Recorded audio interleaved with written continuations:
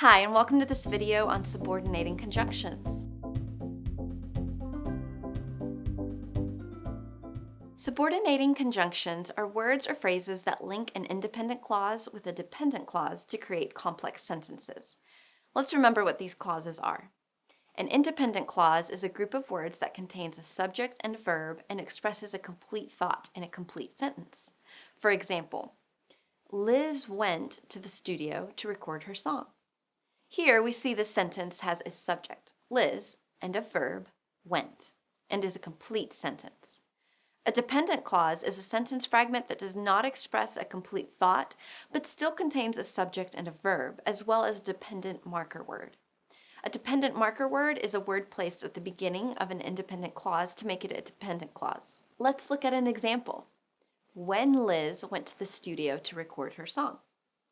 Here, since we have the dependent marker word when, in this sentence, it's no longer a complete thought, but still contains a subject and a verb, making it a dependent clause. Now that we understand what independent and dependent clauses are, we can explain how subordinating conjunctions affect them. Subordinating conjunctions are words or phrases that can explain cause and effect, show a relationship between time, place, or change happening in the sentence, or express additional details that support the independent clause. Some subordinating conjunctions include because, even though, after, if, whenever, and more. Let's look at some sentences that include subordinating conjunctions. Jasmine agreed to pick up her sister from the train provided that her sister gives her gas money. Now, let's break down this sentence.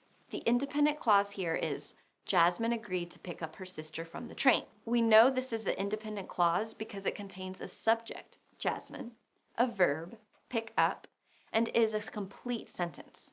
The independent clause describes the action taking place. Now that we know the independent clause, next we can find the subordinating conjunction that links it to the rest of the sentence. We know that provided that is the subordinating conjunction because it links the independent clause, the action effect, with a reason, which is the dependent clause. Her sister gives her gas money. Here's another example. He always enjoyed reading even though he was not the best student. Again, let's break this down by first identifying the independent clause. We know he always enjoyed reading is the independent clause because it contains a subject, he, a verb, reading, and is a complete sentence. Now let's find the subordinating conjunction. Here, the subordinating conjunction is even though because it links the independent clause with supporting details. He was not the best student. Subordinating conjunctions can also link two independent clauses. Here's another example. Whenever Rachel is running late, she lets her sister know in advance. Here, the subordinating conjunction, whenever, is at the beginning of the sentence and tells us the time at which something happens. We know what happens during the independent clause. Rachel is running late, and that is, she lets her sister know in advance.